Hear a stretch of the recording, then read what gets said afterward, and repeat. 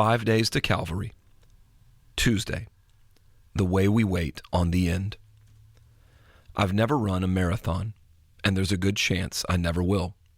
But long-distance running continues to fascinate me, and something that took place at the 2023 London Marathon has further fueled that fascination.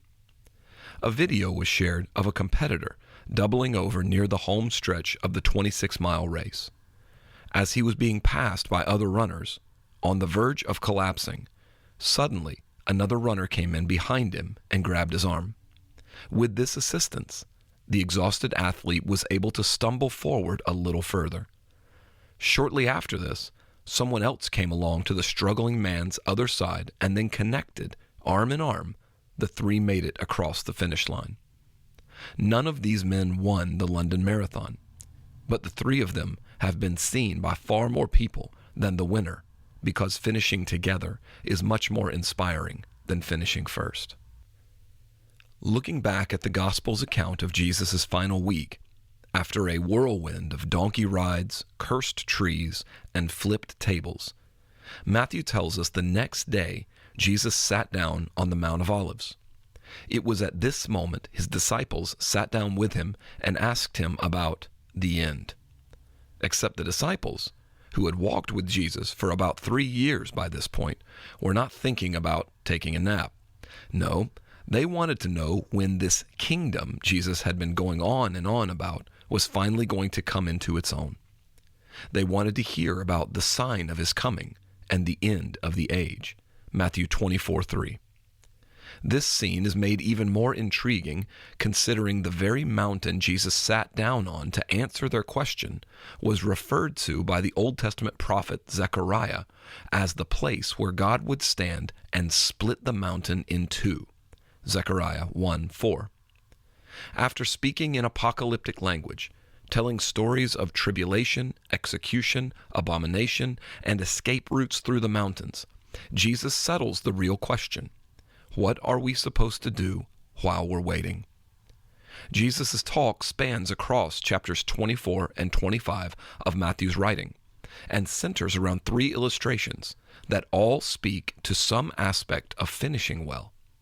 For Jesus, the end was a matter to know about and look for, but it wasn't something that could be changed or affected.